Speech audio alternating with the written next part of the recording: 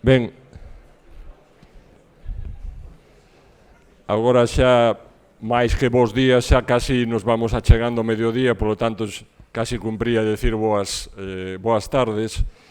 Si na conferencia anterior do profesor Ruiz Zapatero nos movíamos no mundo atlántico, nesa fascinante xeira que xira en torno aos celtas e as diferentes ideas e conceptos que se teñen ordenado arredor dese termo, de xeito abrupto, nesta conferencia, vamos cruzar nunha diagonal dende os celtas galaicos con interrogante, nos vamos a cruzar aos mediterráneos do Calcolítico, da Idade do Bronce, da man dunha das persoas, dun dos arqueólogos que máis ten contribuído a xerar coñecemento científico, e subrayo o de científico, en torno ás primeiras, eso que se denominaban, as primeiras idades do metal, tradicionalmente, na Península Ibérica e nomeadamente na zona sureste. Efectivamente, dende a realización da súa tese de doutoramento que marcou un fito nos estudos sobre a cultura argárica, as intervencións que coordinou en torno a un xacemento emblemático como é o de Gatas, e agora noutro xacemento tamén, mesmo máis emblemático, desde o punto de vista historiográfico, dende logo, que a propia Gatas, que la Bastida de Totana, un sitio onde, entre outros, estuvo traballando un celtista no seu momento moi coñecido, que é Julio Martínez Santaolalla. Así que, bueno, xa ten habido eco mesmo nos medios de comunicación de masas dos resultados tan interesantes que se están a producir arredor do proxecto La Bastida, que non abrangue exclusivamente ese xacemento da propia Bastida de Totana, sino tamén outros lugares, nun traballo tamén que sei que a él lle gusta subliñalo, nun traballo de equipa, porque realmente a hora de xerar coñecemento científico xa as individualidades pouco podemos facer, e quizáis a mellor o valor individual estriba sobre todo na capacidade de xuntar forzas, de xuntar recursos, de xuntar vontades diferentes de cara a unha finalidade concreta. Ese máis, xa lle cedo a palabra ao profesor Luí. Buenos días. Bueno, no sé si se me escucha bien, creo que sí, aunque cuando ha hablado antes mi compañero había como unos petarditos, no sé si ahora ocurrirá lo mismo. Ante todo, tengo que agradecer el estar aquí, por supuesto, a los organizadores del 8º Encuentro Arqueológico de Barbanza y fundamentalmente a Víctor Barbeito y Ramón Fábregas. Bien, hecho los agradecimientos de rigor, voy a intentar que no se me escape la conferencia de las manos, que no sea excesivamente fragmentaria, dado que voy a presentar los últimos hallazgos, más o menos, que hemos registrado en las últimas excavaciones que hemos realizado concretamente en la provincia de Murcia. El proyecto Bastida es un proyecto, como bien ha dicho Ramón, un proyecto básicamente de equipo, subvencionado por unas instituciones que veréis al final, y es un proyecto que lleva ya en funcionamiento 5 años. La diferencia de este proyecto con otros es que lo hemos podido mantener cotidianamente, es decir, es un trabajo día a día que se ha mantenido hasta hoy y que espero que os resulte interesante. No vamos a hablar solo de la Bastida, sino de los hallazgos más importantes del proyecto La Bastida, que incluye otros yacimientos de primer orden, eso sí, claro, de un orden, aunque sean de primer orden, un orden ligeramente inferior al de la Bastida.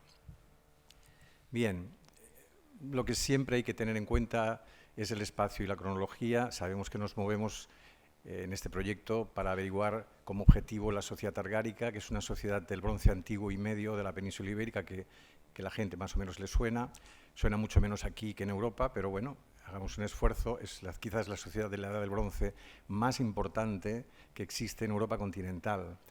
Esto es una cosa relevante y ahora lo vamos a ver por fin. Lo vamos a ver porque por primera vez están surgiendo bienes muebles interesantísimos, pero sobre todo bienes inmuebles. Desgraciadamente, la Edad del Bronce en Europa, exceptuando el mundo egeo, ha sido muy desafortunada en hallazgos, al contrario que la Edad del Cobre. Pero la Edad del Bronce ha sido muy desafortunada en hallazgos de implementos, en este caso edilicios. Pero gracias a un tesón bastante considerable y a la búsqueda de yacimientos importantes, hemos conseguido desenterrar, entre comillas, lo que antes no estaba, lo que antes no se veía, y que van a configurar en un futuro no muy lejano un museo al aire libre, visitable, con grandes edificios, con ciudades fortificadas, con unidades supradomésticas, con hallazgos que antes no se habían visto. Cronológicamente, lo interesante no es que, en términos absolutos y calendáricos, el Argar, la sociedad argárica, se desarrolle entre el 2200 y el 1550. Lo interesante no es eso es un emplazamiento, sino que si lo comparamos con el mundo ibérico, veremos que se asienta en el mismo territorio, en ese territorio del sudeste extremo, más tiempo. También se asienta, por así decirlo, el mismo tiempo que el mundo romano en esa zona, y se asienta más, por supuesto, que la influencia árabe. Así pues, es, digamos, la sociedad o la civilización que más domestica el territorio. Esto, desde un punto de vista de la intensidad, pero desde la extensidad, por decirlo de alguna manera, desde la extensión que cubrió el Argar, veremos que desde un principio, desde una zona estrictamente prelitoral murciano-almeriense, se pasa a una zona un poco más extrema en sentido occidental, sucesivamente en diferentes cronologías. Esto es el momento del 1950, hasta que por fin, hacia el 1750, el de máximo apogeo lleva su influencia a lugares de la zona de Ciudad Real, en el campo de Calatrava, y la zona occidental, tanto de Granada como de Málaga. Bien, esa enorme expansión, al mismo tiempo de la intensión, entre comillas, de lo que significa el tiempo transcurrido bajo el dominio argárico paisajístico. ¿Está mejor así? Estupendo. Esa misma idea hay que llevarla en los asentamientos, porque cuando se funda un asentamiento argárico, también dicho de una manera muy sui generis, se vive intensamente durante esos 650 años. Desde el momento en que lo argárico o argariza, por así decirlo, cualquier asentamiento, la continuidad de habitación hasta 1550 es total, y el ocaso drástico e instantáneo de la sociedad ocurre sistemáticamente en todos ellos hacia 1550. Eso es interesante porque aquí, por ejemplo, podemos ver una evolución de la implantación, en este caso pseudo-proto-urbanística esta, ya urbanística la siguiente. Tenemos 5 niveles de habitación en el yacimiento de la Bastida con diferentes estructuras urbanísticas, con diferentes retículas. El Argar, que para nosotros es el legado más importante del bronce continental, siempre decimos esto para no prestarse a engaño, destaca básicamente por su desarrollo urbanístico por primera vez, lo tenemos atestiguado en toda esa área tan grande. En segundo lugar, porque es la sociedad que transforma las estructuras fluidas igualitarias en estructuras de clase, estructuras de disimetría social. También porque en ese momento, en el momento argárico, sobre todo pleno a partir de 1800, el control territorial es algo que nunca se había visto antes en ningún otro lugar de Occidente. El cambio del apogeo de la metalurgia con el cambio de los implementos, tanto en forma de adornos como en forma de herramientas, que se produce en el Argar, no se había producido jamás antes. Y lo que es redundante y fatídico, en este caso para el sudeste de la península ibérica, es que el impacto ecológico del Argar fue tal que cuando vemos un paisaje hoy en el sudeste que no esté tocado por el boom metalúrgico del siglo XIX o que no esté tocado por las políticas salvajes del siglo XXI y de finales del siglo XX, ese paisaje que vemos no tocado por eso es argárico. Bien, yo me voy a ceñir aquí a 3 momentos que en otro tiempo podríamos llamar momentos Nescafé, y son los hallazgos más relevantes que hemos tenido la suerte de sacar a la luz en los 3 yacimientos que estamos excavando al mismo tiempo. El primer hallazgo, que es el que más fortuna ha tenido, por supuesto, es la fortificación de la Bastida. Esta es sobramente conocido y en él vamos a abundar después. El segundo es un centro administrativo como no se había visto tampoco nunca en la tira del lienzo. Y el tercero es un complejo político verdaderamente imponente que acabamos de terminar la primera campaña hace 4 meses, la excavación, con lo cual todos los datos que voy a ofrecer son inéditos porque no están no solamente investigados, sino que es que apenas están sacados de allí, limpiados, ¿no?, en cuanto a materiales. Repito que lo interesante del Algar siempre ha sido sus objetos emblemáticos, todo lo que son los materiales muebles. Son sobradamente conocidos, porque básicamente son objetos emblemáticos de diferentes tumbas. Esa es la suerte argárica.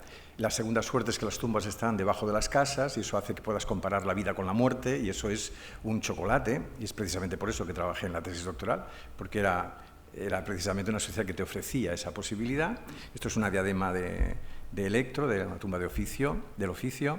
Esto es la famosa tumba de uno de los brazaletes de oro de Fuente Álamo, concretamente Fuente Álamo I. Es decir, son objetos emblemáticos que dictaminan o diagnostican la importancia, por así decirlo, de esta sociedad. Esto ya son hallazgos de la Bastida, que siempre van en la misma dirección.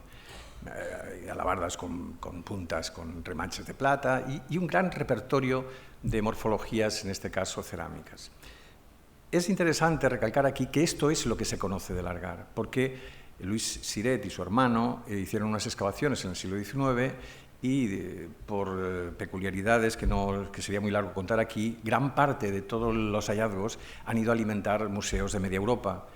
Concretamente, de la misma La Bastida hay 8 museos europeos que tienen materiales.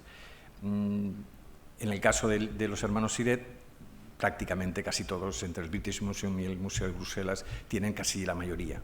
Y eso es lo que Europa conoce del Algar. Lo que no se sabía hasta ahora del Algar son ajuares también encontrados en La Bastida, o bien, en este caso, medios de producción metalúrgicos. Lo que, de alguna manera, no se había encontrado es un patrimonio, una herencia social fijada, ¿no? Una herencia social que podemos atesorar, que podemos mostrar y que resulta ser única en Occidente, ¿no? El proyecto de La Bastida, así muy rápidamente, es simplemente la intención de generar un centro de investigación de la Edad del Bronce europea, que al mismo tiempo sea un centro de difusión de la herencia social argárica. Ese es el objetivo y así funciona desde el año 2008 hasta el 2013. Tenemos las visitas, explicamos a las personas interesadas desde jueves, sábados, domingos, etcétera. Los propios especialistas en un museo que llamamos Museo Vivo, que se ha mostrado muy exitoso, básicamente porque tenemos reservas, por así decirlo, hasta el mes de noviembre.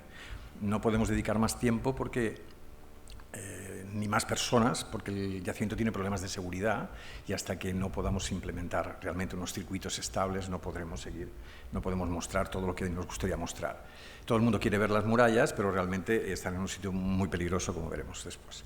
Bien, esto serían las diferentes zonas que hemos excavado. Esto sería el pie de monte, que ya veremos el complejo urbanístico que supone, la cima, que se repite, algunas torres y torreones que hay en diferentes laderas para averiguar realmente que todo el poblamiento estaba por aquí.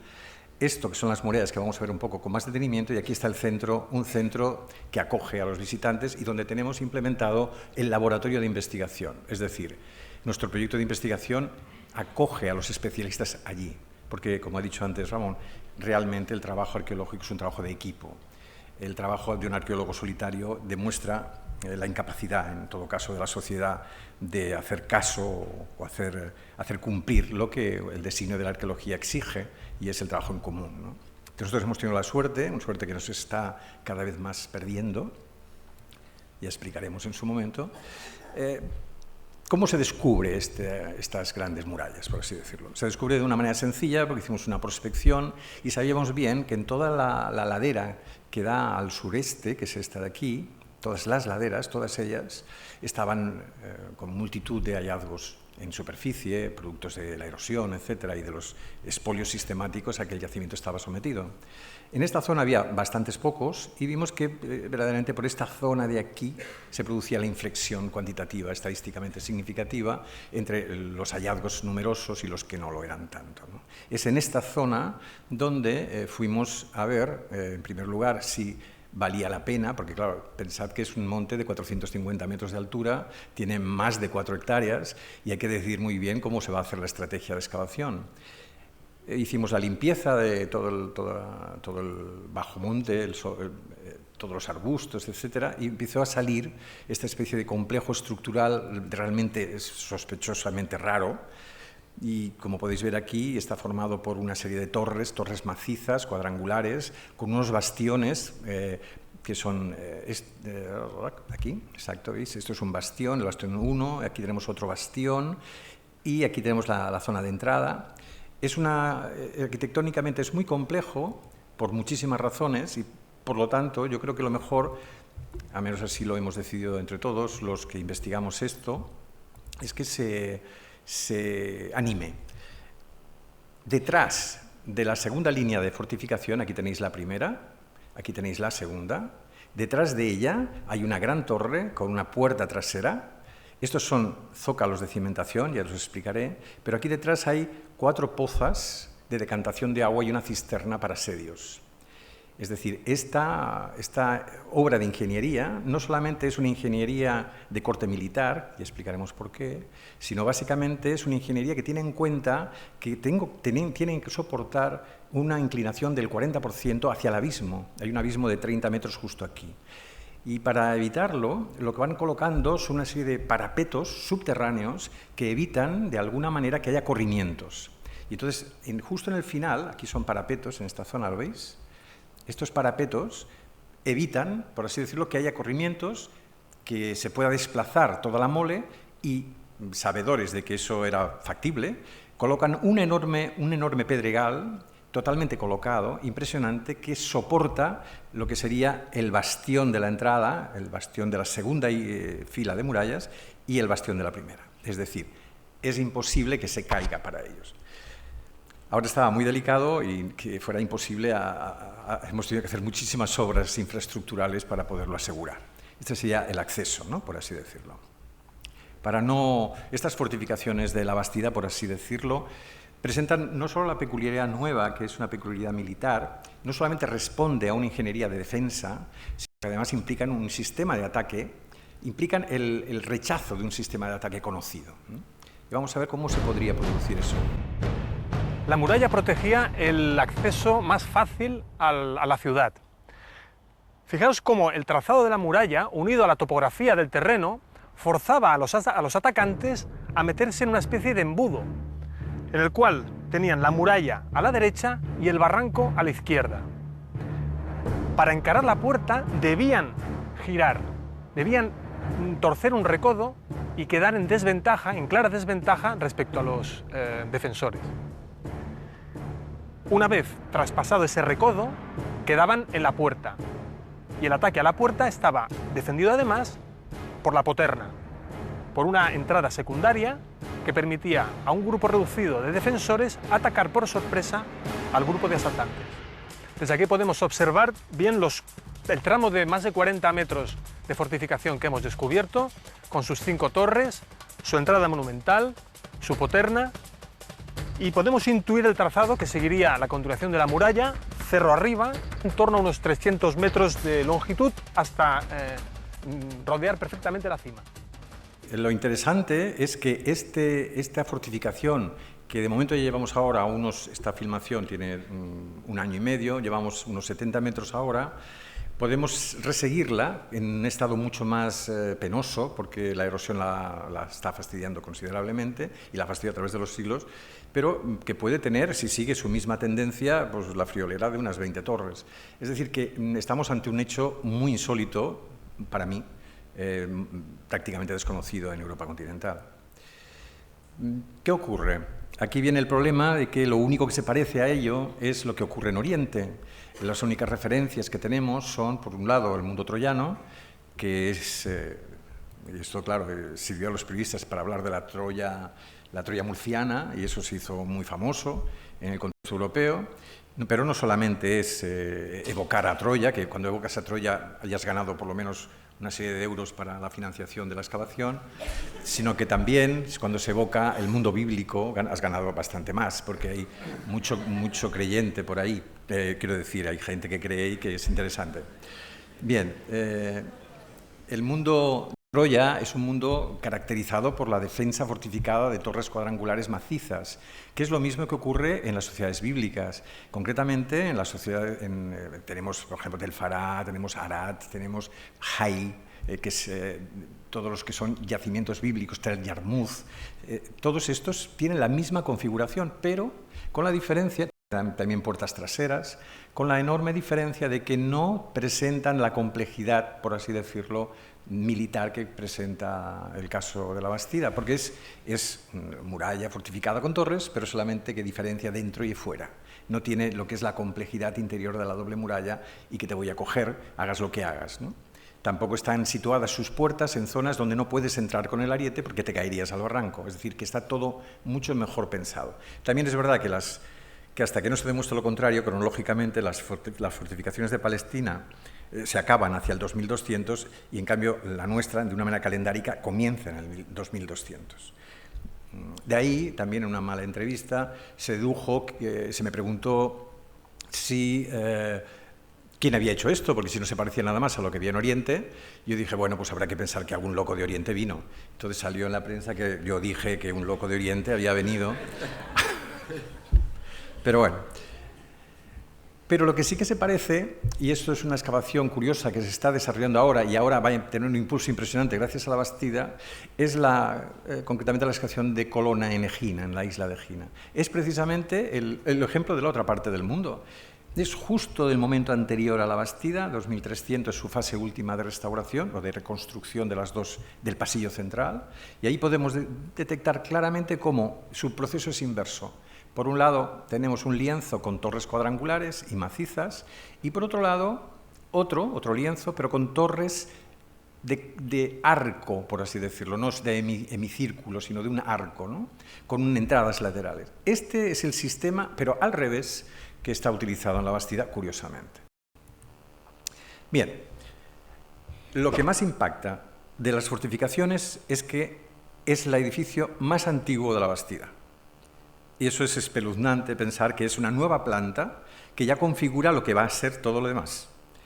Una sociedad realmente jerarquizada, que desde el 86 sabemos, gracias a estudios estadísticos, con fiabilidad matemática, de momento, nunca hay que decir que eso es totalmente seguro, está estructurada siguiendo los órdenes o los dictámenes de una clase dominante, conformada en un 10% de la población, unos súbditos con derechos, conformados en un 40, más o menos, por ciento, con ajuares normativos para hombres y mujeres, para niñas a partir de los 7 y para niños probablemente a partir de los 12, y en el caso de los servidores o esclavos, llamémosle a la gente del montón, entre comillas, a lo que somos ahora nosotros aquí, pues sería más o menos el 50%. ¿Qué tiene de interés? Si tenemos de alguna manera la idea de que esto está realizado, y eso lo dejo como para pensar, ¿no?, de primera instancia, por una ingeniería totalmente acabada y sofisticada que no se había visto en la Edad del Cobre, porque en la Edad del Cobre son murallas o lienzos de muralla que apenas conservan 1 metro como máximo de altura y solamente es una diferenciación del dentro y afuera, que respondería a un sistema de guerra de el pueblo a las armas, es decir, todos juntos a defender que no entren, a una cosa totalmente concebida militarmente y siguiendo unas estrategias, varía bastante. Es decir, que hay gente armada de destacamentos especiales que, curiosamente, como habéis visto, en las clases dominantes ocuparían la parte superior de la pirámide.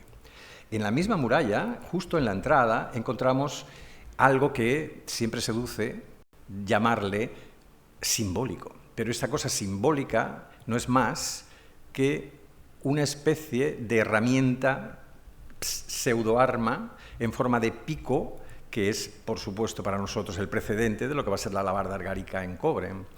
Es interesante recalcar ello porque está en la muralla y está en un contexto de lo que llamamos huesos desarticulados, huesos descontextualizados.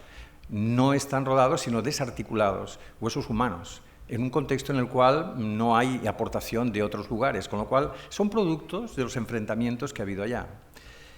Si pensáis que para demostrar que existe una batalla bíblica en Tel Yarmouth ha sido necesario únicamente el que se encontraran 5 individuos, y con eso ya se ha montado la batalla correspondiente, si tenemos 500 huesos de diferentes individuos, evidentemente la batalla está segura, pero aún hay gente que eso no se lo cree porque no es Oriente. Es decir, es muy importante, por lo que decía antes Gonzalo, que la construcción que se realiza de la historia, en este caso de la arqueología, responde a unos cánones de interés particular. Y esos cánones de interés particular es que si esto lo encontráramos en Oriente, tendríamos aquí una cosa muy seria, señores. Pero lo hemos encontrado en Occidente. Y claro, esto no puede ser. Tiene que ser una cosa diferente, un intento como casi banal, diría, ¿no? Bien, ¿qué tiene de interesante esa clase dominante? Tiene de interesante el que el armamento que porta, estos también son datos inéditos, generalmente se circunscribe a una alabarda y un puñal en las primeras fases de desarrollo. La alabarda va a ser sustituida por la espada en los individuos masculinos de clase dominante. Pero nos interesa mucho averiguar el sistema de combate. Un sistema de combate que exige lo que se llama un arma contundente para el 90% de la población de los machos, porque no son zurdos, y el arma oportunista, que es el puñal, sirve para, con la alabarda, atraer o golpear o perforar, y con el puñal ser oportunos para acabar con el enemigo. Ese sistema de combate es sustituido por el que ya evita que el enemigo entre en tu radio de acción mayor, cuando ya tienes espada, ¿no? Y la espada acaba sistemáticamente con la alabarda. Y los individuos que tenían alabarda, a partir del 1730, más o menos, calendáricamente hablando, portan espada. ¿Qué tiene de interés entonces el mundo de las alabardas? ¿Qué es el que inaugura esa clase emergente, por así decirlo? Pues que se han puesto todos los explotadores en común acuerdo en todo el mundo. ¿Quiénes son todos? Bueno, pues en el sureste, en la cultura argárica, en Irlanda, se han puesto de acuerdo en el norte de Italia, se han puesto de acuerdo en el centro de Europa y se han puesto de acuerdo en China. Y curiosamente se han puesto de acuerdo todos más o menos al mismo tiempo, cosa altamente sorprendente. Dado que Europa vuelve a ser lo de sus orígenes, es decir, ahora no se lee nada, evidentemente antes no se escribía nada, la cultura argárica tendrá un éxito enorme porque todo es imagen. No podemos saber cómo se llamaba la alabarda, ni a qué respondía, ni siquiera algunos vericuetos internos de lo que sería la genealogía de su sentido.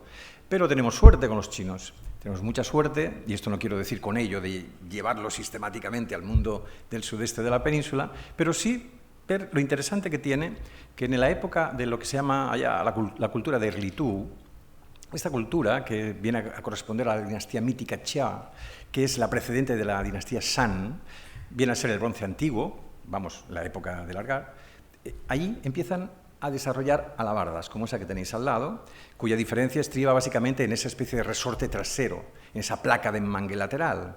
Pero bueno, por lo demás, funcionan de la misma manera. Pero lo bonito de este caso es que tienen pictogramas de portadores de alabarda, es decir, alabarderos, que actúan de una manera claramente reconocida, con escudo. Pensad que si hay escudo no hay arma oportunista, si hay escudo verdaderamente la alabarda es la contundente, si no hay escudo, como en el caso de Argar, porque los guerreros tienen las dos armas, funciona de otra manera, pero lo interesante es que escribieron. Entonces, en una cosa que se llaman huesos oraculares, que son huesos adivinatorios, se escribe el pictograma de lo que es la alabarda. ¿Veis el pictograma arcaico? Aquí, el pictograma del signo de transición y el signo actual de escritura, para determinar ge. Ge es la palabra de la alabarda. Y uno se quedaría ahí tan fresco diciendo, estupendo, en China se llamaba ge.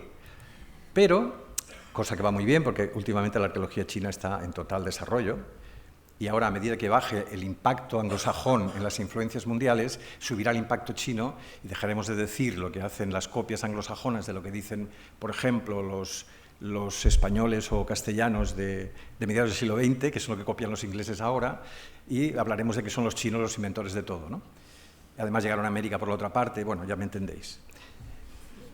Ese signo, que es este signo segundo, que tenéis aquí, exacto, que es el signo este, que es el de la alabarda, ese ge, si lo juntamos con el signo de cortar, que es el signo primero, este de aquí, pronunciamos ambas cosas ya como fa, y fa quiere decir atacar. Si el signo de la alabarda va con los signos, el signo de manos, que es este, fijaros lo interesante que es la pictografía china. Esto es el símbolo de una persona rascada por la mitad del cuerpo por la mano. Estos dos juntos es ye y significa desafiar. Y si vemos con los pies, veis que es el mismo signo pero puesto abajo, sustentando todo el cuerpo, es el signo vu, que es marchar contra.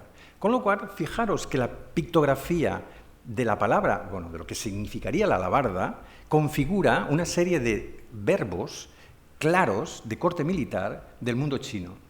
en esa época. Pero lo más espeluznante, que es lo que a mí verdaderamente me interesa enormemente porque caí de bruces, fue cuando si se junta Ge y Ren es ser humano, hombre, no ser humano, hombre, es Ge, Ren, entendido como hombre, si se juntan esas dos cosas, se produce la palabra individuo autónomo, persona. Es decir, que la persona que no estuviera con esos dos signos no era persona, era del montón. Con lo cual, fijaros que el que ostenta la alabarda en China, en la dinastía Shang, está imbricando realmente esa influencia en la escritura que se está desarrollando en ese momento en las famosas huesos adivinatorios, de los cuales proceden estos pictogramas. Eso es muy interesante porque se le otorga esa característica, por así decirlo, a la persona portadora de, ¿no? Como cuando decimos ahora caballero, que no tiene ninguna importancia, y era el caballero, los demás no lo eran. Pues allí eran las personas estas, las que tenían esa posibilidad. Bien, la Bastida no solamente es muralla, pero así como muy rápidamente, es un gran cerro rodeado de montañas, escondido, no tiene acceso a ningún lugar, es decir, está vigilada, es vigilada y vigilante, y todo lo que es la zona de explotación y de recursos que está fuera, está fuera. Es decir, es un lugar que si la gente va a vivir, no tiene para comer. Con lo cual, si tiene que vivir allá los 1000 habitantes que vivían en el 1700, tienen que alimentarse de lo que les den.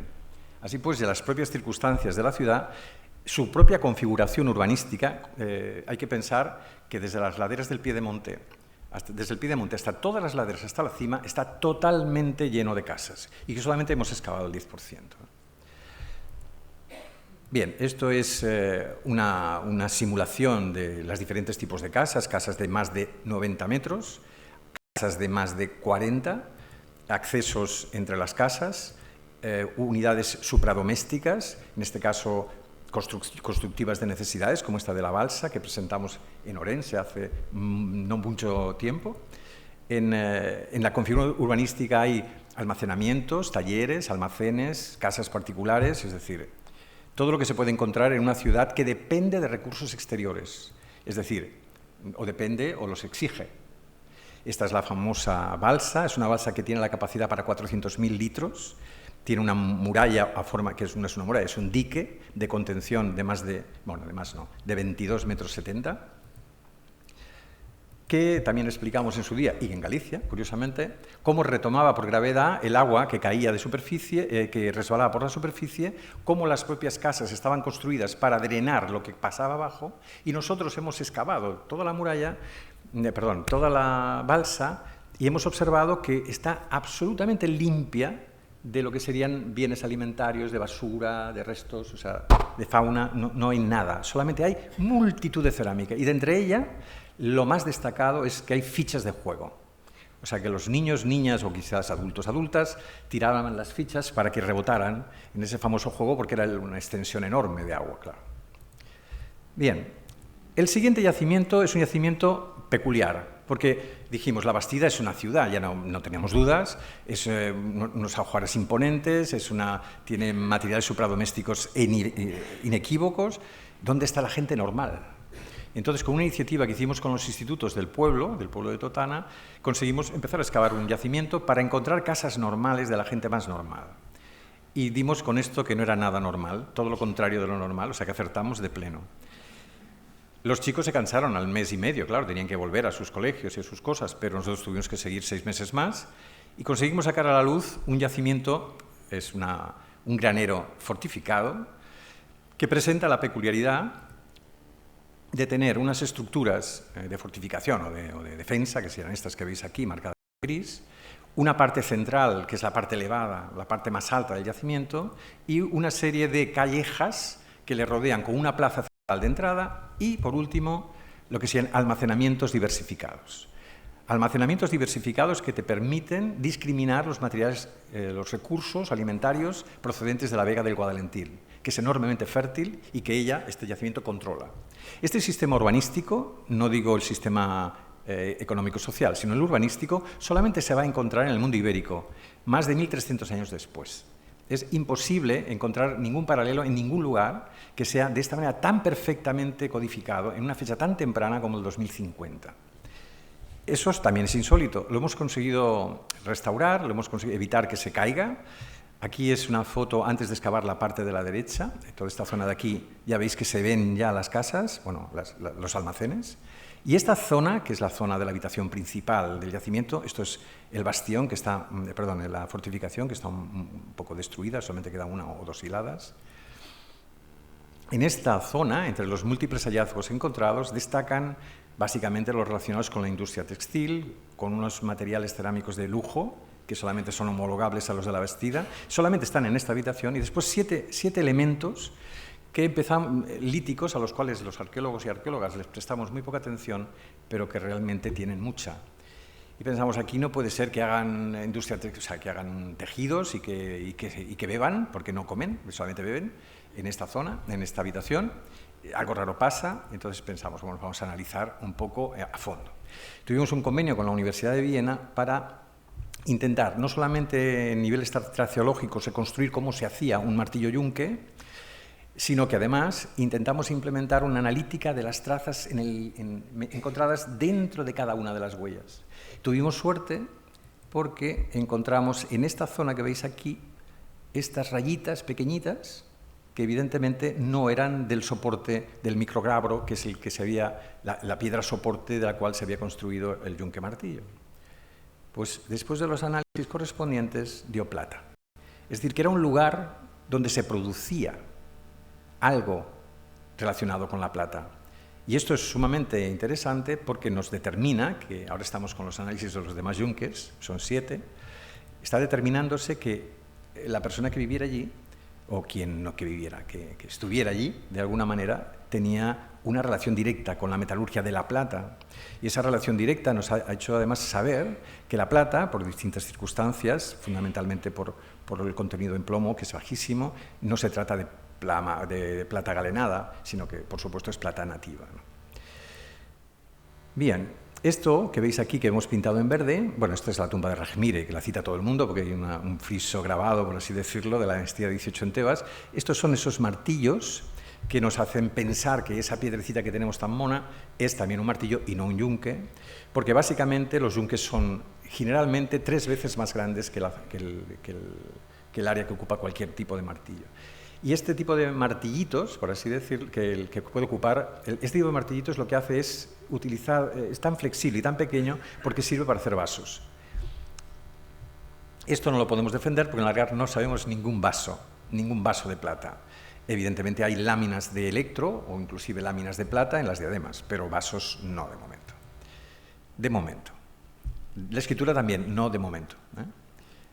También vemos por configuraciones etnográficas, en este caso por este estudio que realizamos en Ghana, que el yunque siempre es, la veis aquí abajo, es esta piedra de un soporte duro, más duro por supuesto que el martillo, no demasiado, y el martillo siempre tiene que ser móvil y fácilmente manejable.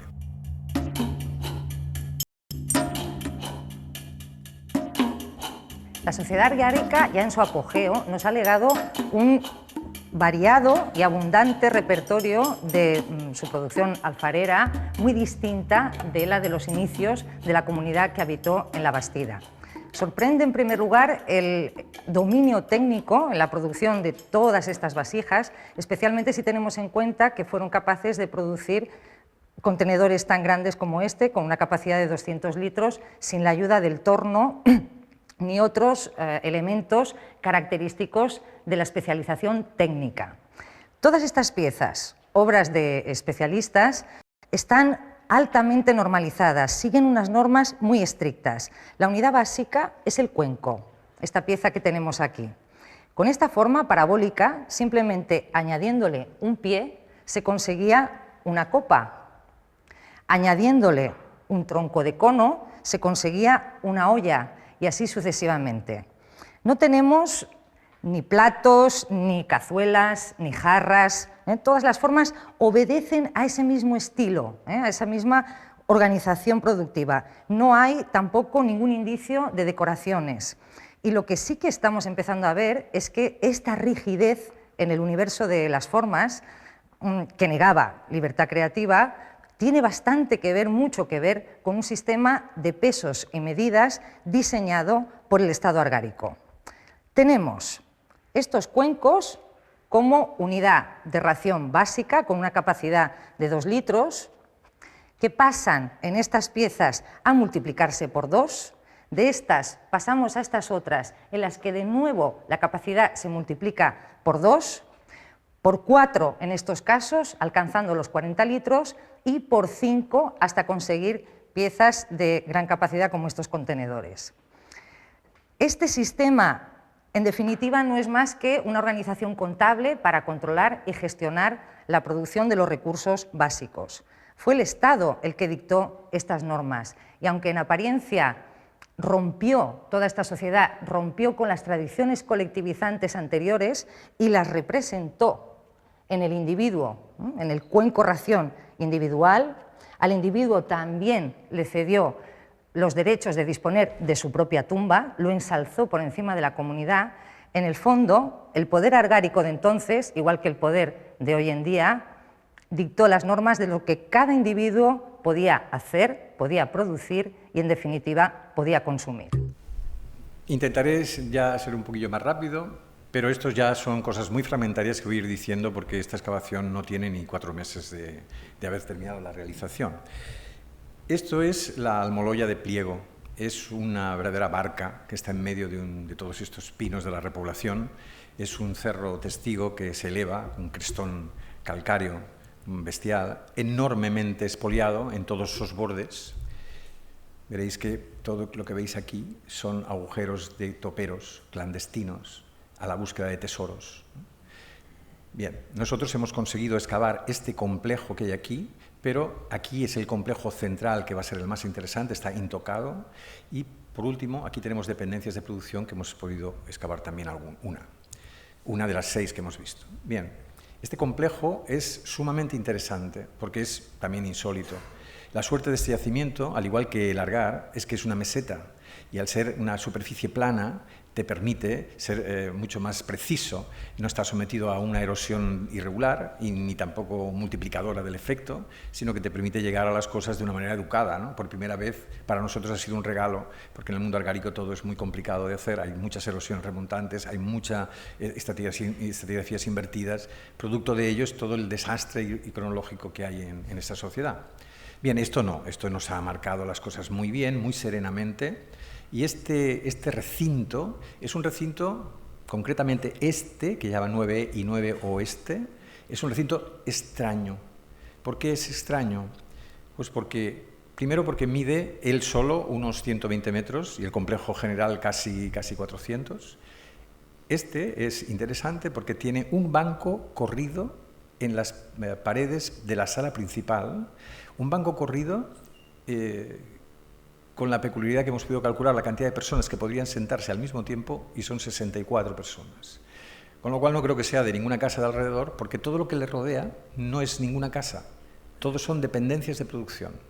Es un complejo productivo y un lugar que creemos que es de decisión, no sé si social, política o de qué orden, pero es muy interesante, básicamente porque tiene un sitial de casi 1,20 m de alto, un podium, un hogar con 4 columnas a los lados, como en el caso más tardío del mundo helénico, y una serie de columnas centrales que evitan, por supuesto, el hundimiento del techado.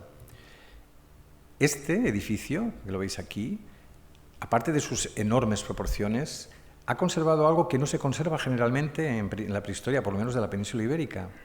Este sería una simulación del interior hecha como muy rápidamente.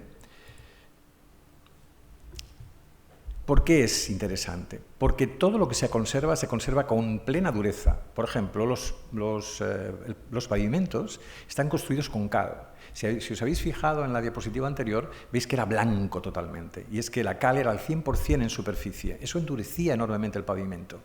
Es más, hemos bajado un trocito para ver qué pasaba debajo, claro, por curiosidad malsana, porque tenemos que hacerlo en esta campaña. Pero en esta campaña tenemos que levantar toda esa plancha no digo de cemento, pero casi, tenemos que levantarla para volver a recolocarla, porque debajo de ella, como veis, este señor está aquí, justo debajo de ella, asomando casi al borde mismo del piso superior, encontramos este señor que estaba como deshecho el pavimento allí, y ahí encontramos este individuo que poco a poco, pues lo excavamos. Y es un señor al cual se le pisa continuamente. No vamos a hacer con ello una historia, aunque nos gustaría tenerla, de esta reunión magnífica. Se va pisando sistemáticamente este individuo, no tiene ningún tipo de ajuar, está fuera de cualquier tipo de fosa de enterramiento y está colocado entre pisos, porque veis que lo de abajo es otro pavimento. Así no es, no es que lo hayan emparedado, sino que lo han entrepisado. Está entre dos pisos de habitación, de la misma habitación, del mismo desarrollo de esta habitación. Bien, esto es uno de los hallazgos importantes e imponentes de la Almoloya de Pliego, pero hay otros. Y los otros son que por primera vez también hemos conseguido encontrar los grilletes, diría, de madera que servían para hacer encoger al cuerpo humano, para hacerles tomar esa función, esa posición acrupí, ¿no?, fetal.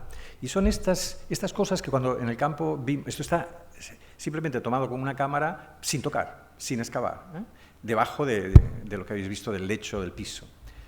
Cuando vimos esto pensamos que eran correajes. Los correajes se enganchaban las piernas y los brazos y llegaban hasta la parte baja de la espalda y los pies. Pero resultó que no eran correajes, era simple y vulgarmente Pinus alepensis, era madera. Eran como unas grapas de madera que controlaban la dilatación, por así decir, del cuerpo y lo mantenían fijo en situación fetal, ¿no?, en posición fetal.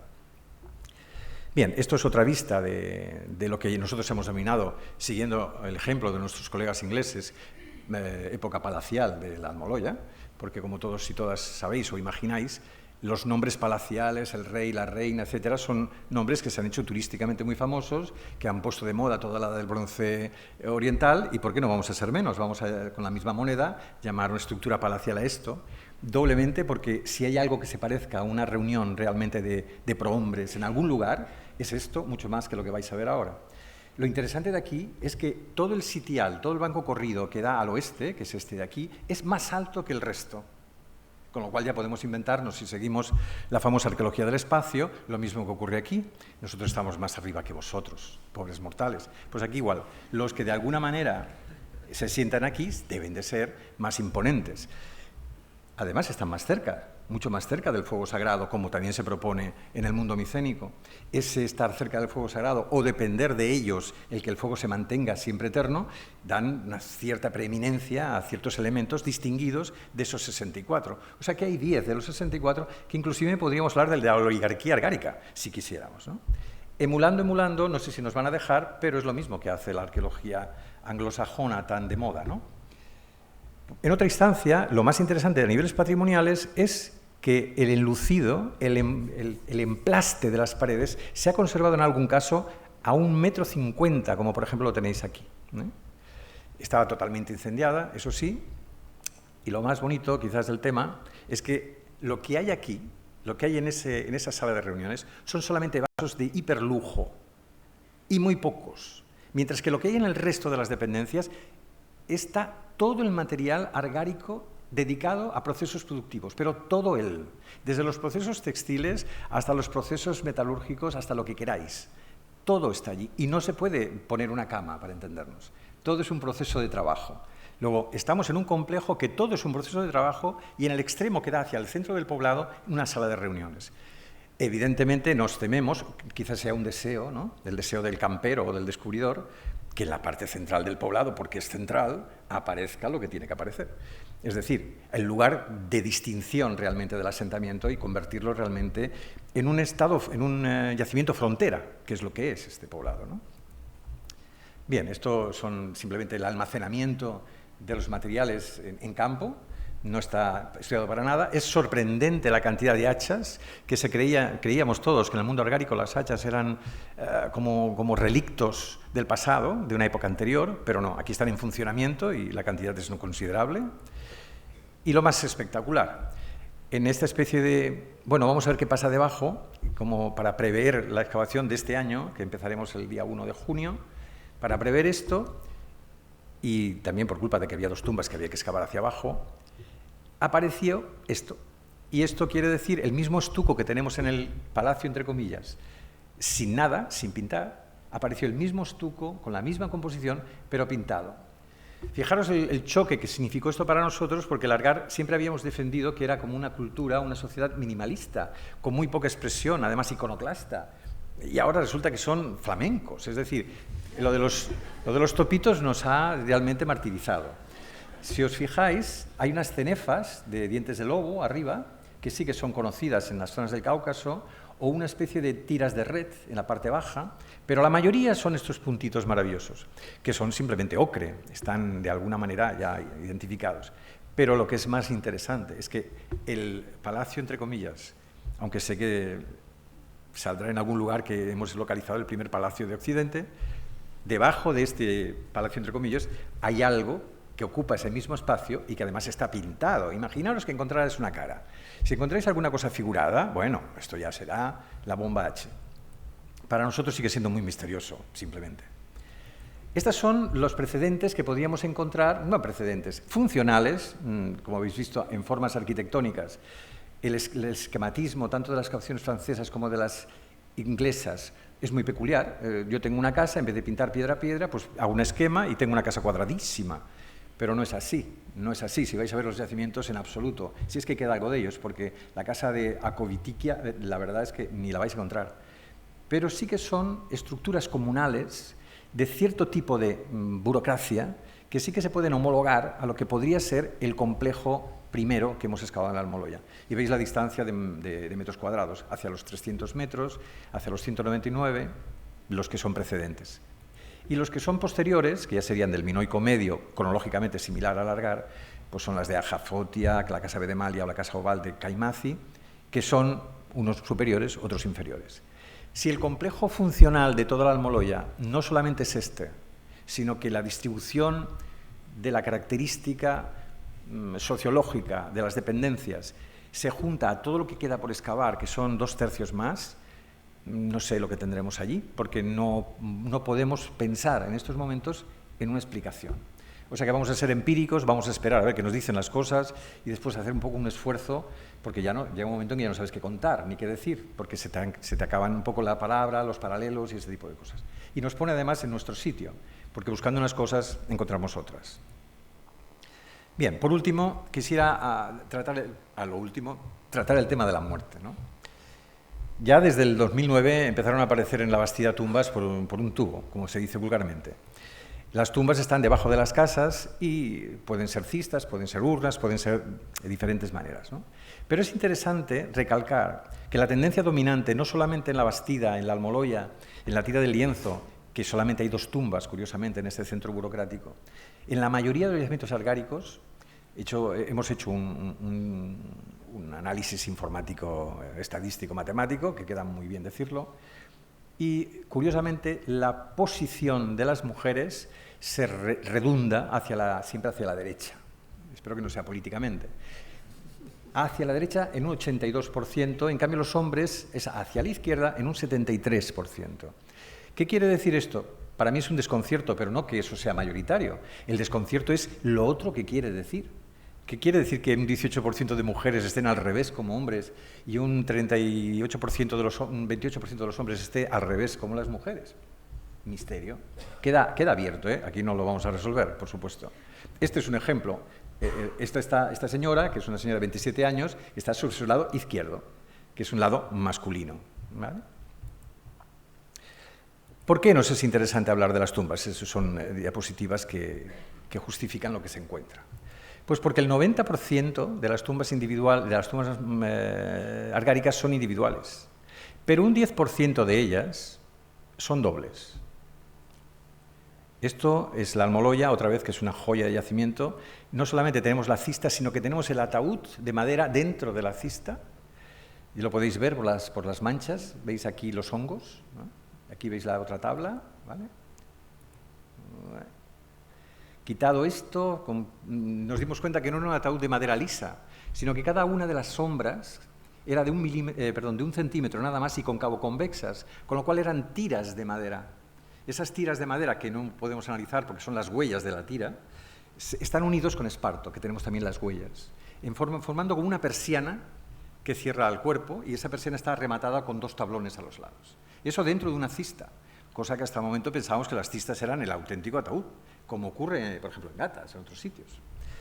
Bien, esto es una tumba doble, con bastante historia, porque este es un individuo masculino que está encima de un individuo femenino, lo cual se ve claramente a la hora de quitarlo. Cuando se quita ya se ve el cuerpo de la mujer completo.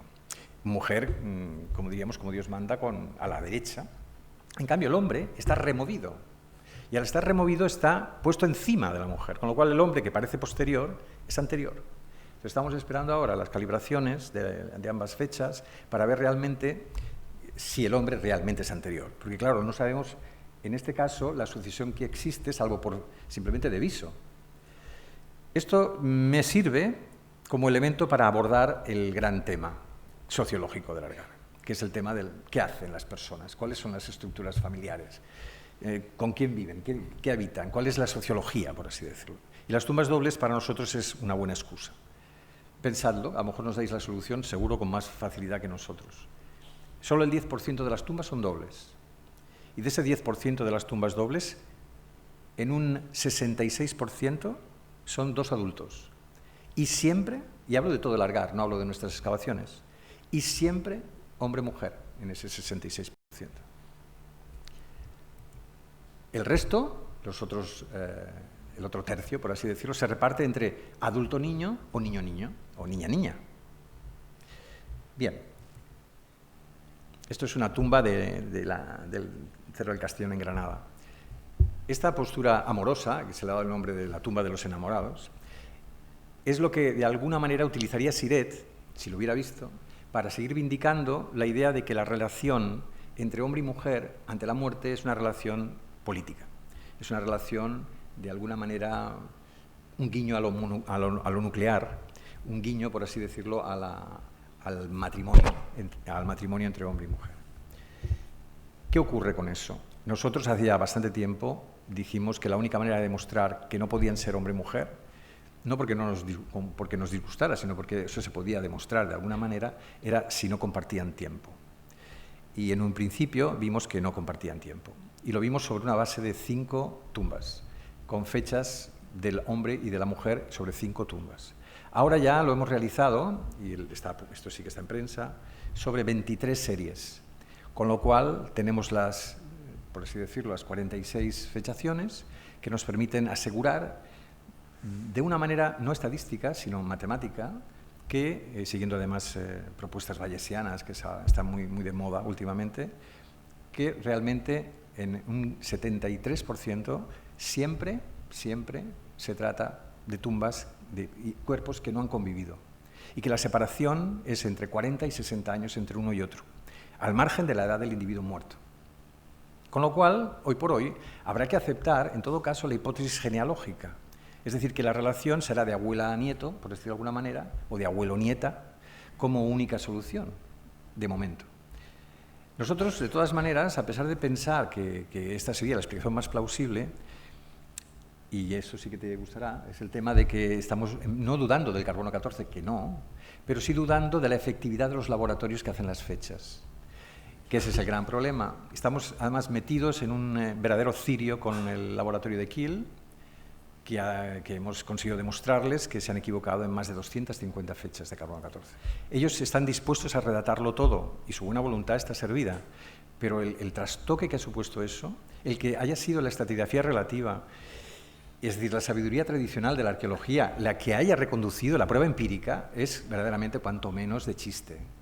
Y eso estamos viendo ahora. Estamos viendo ahora de que tenemos que calibrar las fechas que ellos tienen que hacer calendáricas.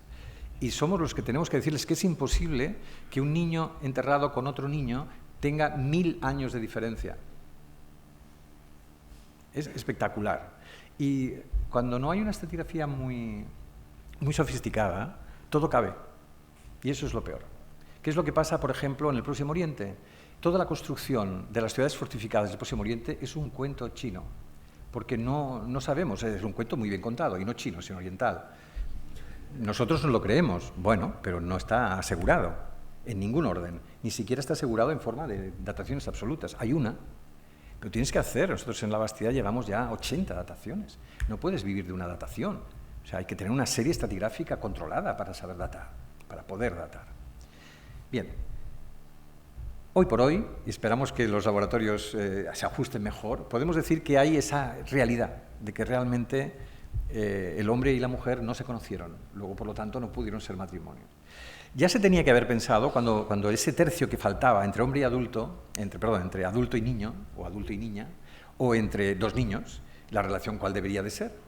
Si había, por ejemplo, un adulto masculino con un niño o niña de 3 años. Es decir, sería difícil pensar la posibilidad política. Pero esto nos lleva al tema más escabroso e interesante, porque es escabroso para las mentes reaccionarias, que es que otra posibilidad cabe.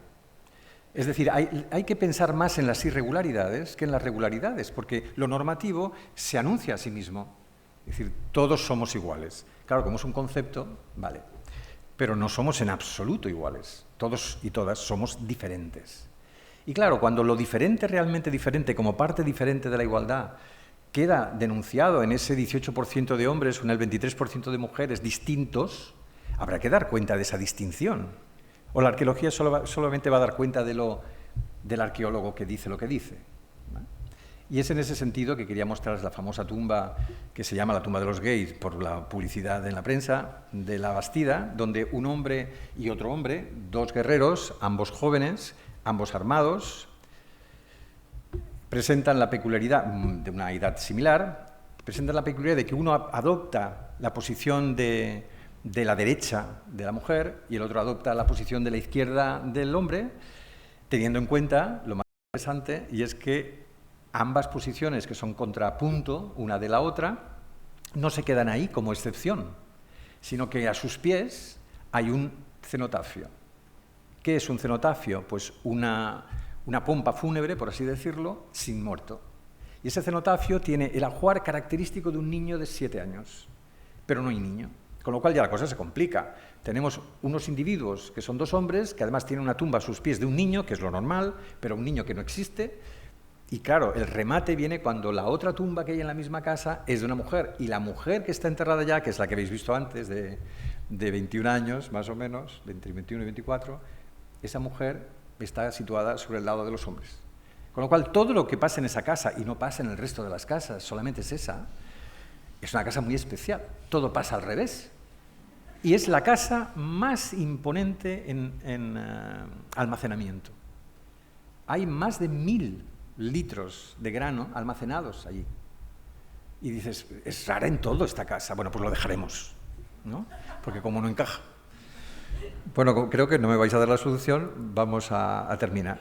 Lo que quería es terminar con una llamada, porque nosotros hicimos posible este proyecto gracias fundamentalmente a los proyectos que teníamos del Ministerio, proyectos que conseguimos en industria, con el Plan Avanza, proyectos del Ministerio de Economía y Competitividad. El Ayuntamiento de Totana que hizo lo que pudo, como todos los ayuntamientos, que no pueden hacer prácticamente nada. La universidad, que se portó. La región de Murcia, que se portó. Pero esta cosa que veis, que todo es público, ha funcionado porque firmamos el convenio antes de la crisis. Por eso, al firmar el convenio de obligaciones, todos nos sentimos obligados a hacerlo. Y ha habido desastres realmente, porque inclusive cuando hay obligaciones, los recortes han obligado a dejar las cosas que firmaron como obligadas. Nuestra labor durante esos 4 años ha sido que eso no se podía romper y lo hemos logrado.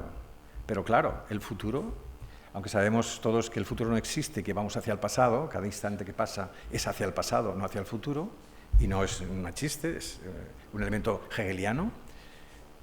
¿Qué pasará? Bueno, pues ahora tenemos algo que no sale. No sale. Bueno, la última diapositiva esa es. Pues que los locales, por decir, los poderes autonómicos, las posibilidades nuestras en la universidad van a continuar. El ayuntamiento, claro, no se puede ir, porque una de las cosas importantes que tenemos en el patrimonio histórico o en la herencia social, así lo preferimos llamar, es que hay que potenciarlo, porque es la única cosa que no se puede deslocalizar. Si un empresario coloca una empresa aquí y no le funciona bien y prefiere hacerla en Eslovaquia porque gana más dinero, se la lleva a Eslovaquia. Luego la firma nacional o estatal no existe, se ha llevado su empresa y gana allí. Pero el patrimonio, la herencia social, los bienes inmuebles se quedan aquí. Con lo cual, claro, no podemos deslocalizarlos. Hay momentos en que uno dice, mejor que se lo lleven los americanos, ¿no? O los chinos. Pero bueno, ¿qué ocurre? Que toda la entidad estatal que veíais abajo ha aparecido desde el 2013. Y ahora tenemos que buscar medios en empresarios, como el caso de Cefusa, que es el eufemismo del pozo, y la Volkswagen, pero no la española, por supuesto que está en crisis, sino la alemana directamente. Y claro, estamos buscando, como si fuéramos, no sé qué iba a decir algo feo, tenderos, buscando a almas bondadosas que quieran de alguna manera hacer algo serio con el patrimonio y que no se descapitalice, ¿no? Y ese es nuestro futuro triste, porque somos más investigadores de mercado que arqueólogos o arqueólogas. Y ya está.